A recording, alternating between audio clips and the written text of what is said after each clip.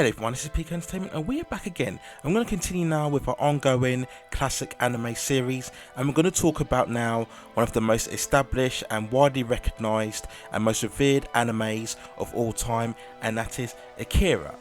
This was released originally in 1988 and it's based on the original manga created by Katsuhiro Otomo, which began in 1982.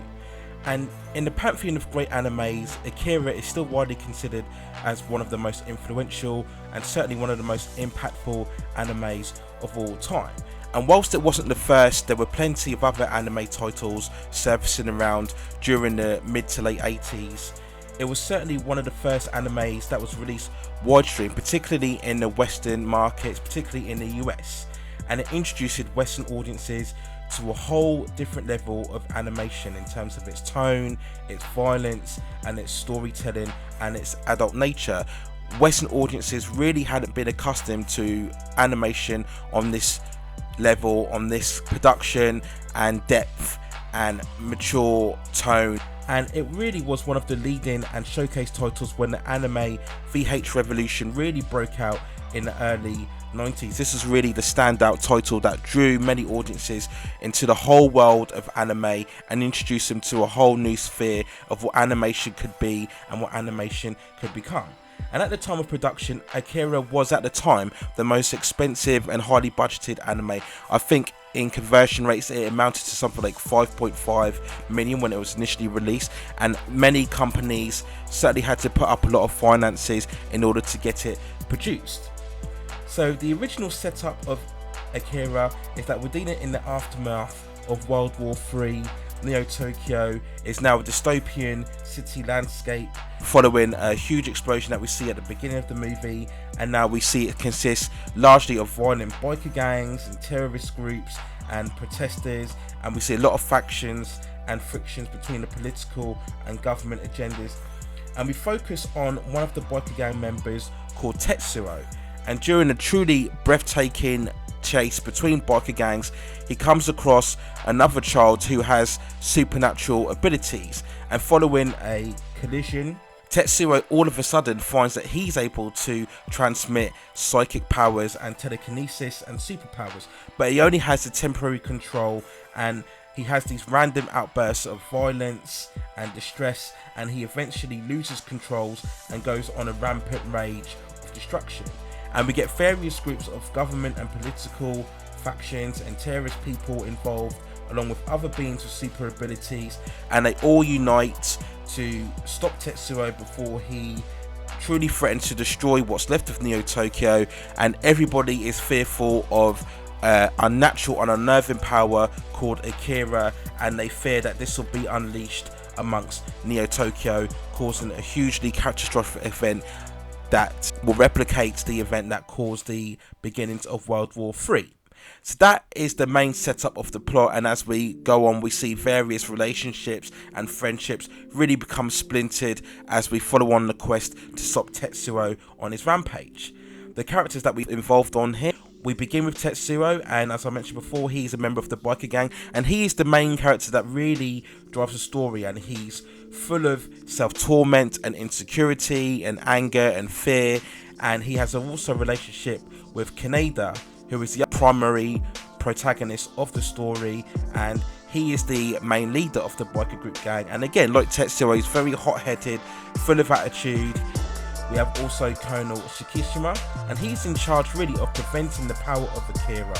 He faces a lot of opposition from the Japanese government, who feel that he's not doing a competent job in harnessing power. There's a lot of skepticism as to the true force of Akira, how it originated. Is it a cover-up? Is it something instructed by the military? So you get a lot of that depth of subject material as well. We have Kei, who Kaneda builds a connection with, and she's part of an activist and resistance group. And again, they have their own agendas and own goals in stopping the outbreak of Akira.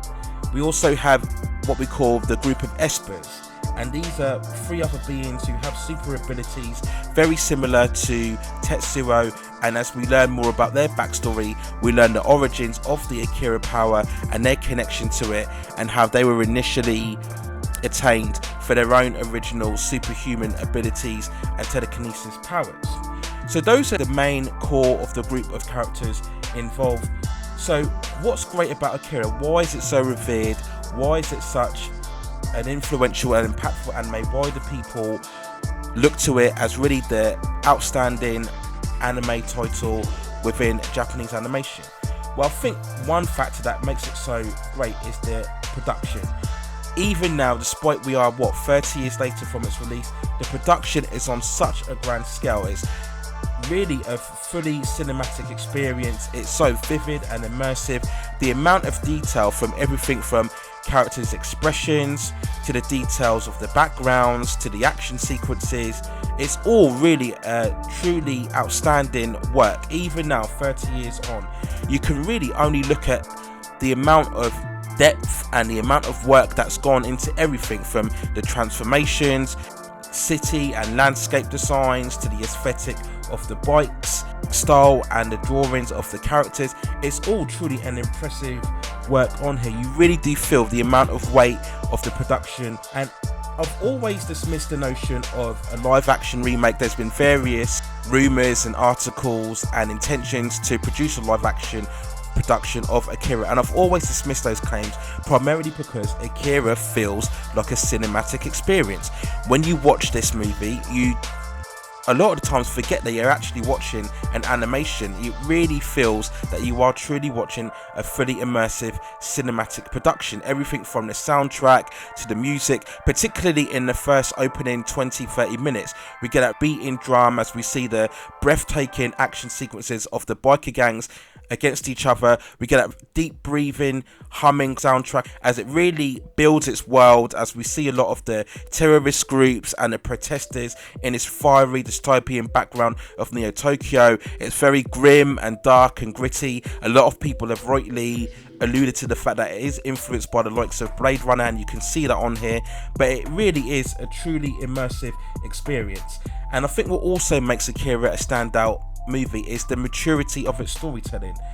I've always mentioned a lot that the greatest movies are the ones that have multi-layers to their concepts. Initially you'd think, well, this is a typical science fiction cyberpunk anime, but if you look at it a lot deeper, there's elements of revolutionary and terrorism. There's statements about the youthful culture. We get those early scenes, of course, where we see a lot of young people in the schools and university set up, and you look at really how everything is just such a mess and everything is such a disorderly, and there's a dismissive tone about the youth and the growing up of people within this infrastructure that we see on here. There's a lot of economic upheaval and satirical, cynical views. We see a lot of corruption within the politics as they want to really uncover Akira, the power of Akira, cover it up, or use the issue of Akira to further their own agenda. So there's a lot of really deepful, meaningful layers as you go and watch this movie. It really is a truly intelligent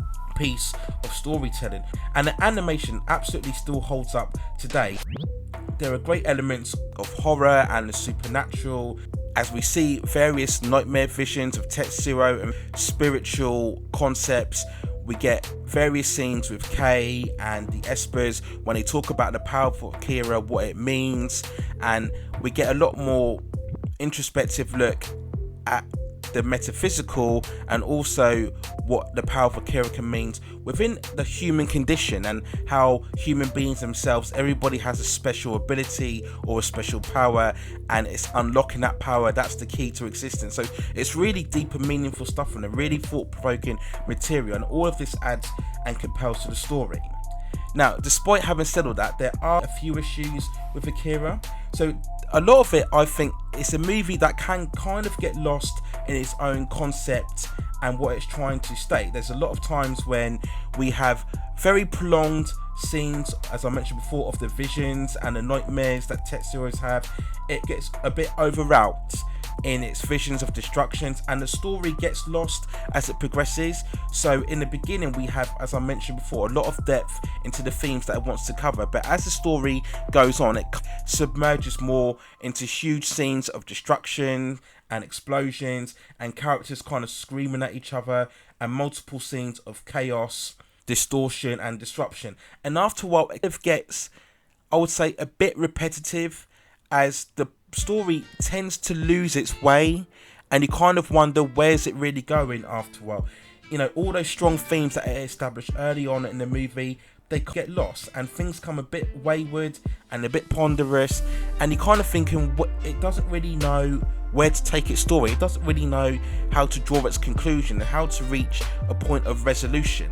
And after a while, it just loses its sense of meaning, and we get to the ending without really spoiling, and there's no real context, or it tries to reach for a context that I think, particularly if you haven't read the manga or you have no real sense, or this is your first introduction into anime, you might get a bit confused as to what the movie's really trying to say.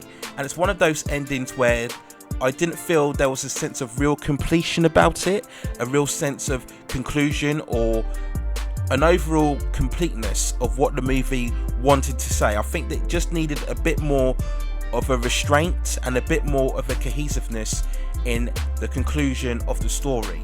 And I think this is what really hurts Akira towards the end. I think it's definitely a stronger movie in its first half than the second half of the movie, and I just think had a bit more time or a bit lessening of explosions and special effects. Even though from a aesthetic point of view this is a breathtaking watch, I just think had it just tone things down a bit and just focus more on honing in its story, honing its conclusion and the point what it wanted to say, I think this could have been a much more of a complete movie, and for me would have resulted in it being a 10 out of 10.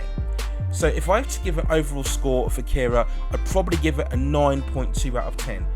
Breathtaking production, breathtaking visuals.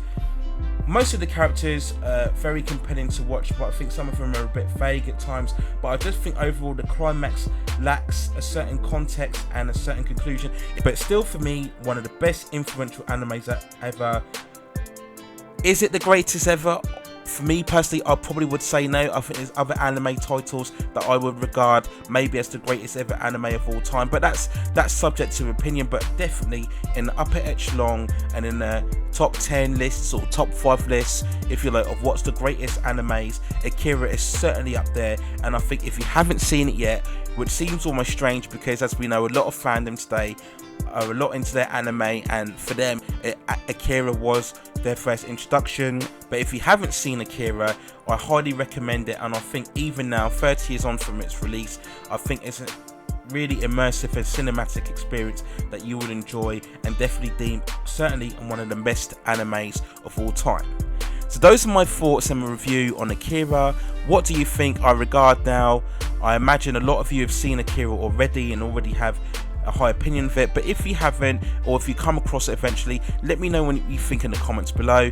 Would you deem it as one of the greatest animes ever, or do you deem it as maybe it's a bit overrated or a bit overwrought in its storytelling and gets a bit confusing as it heads towards its climax? So that's it for now. Take care of yourselves, stay at safe distances, and I will see you very, very soon.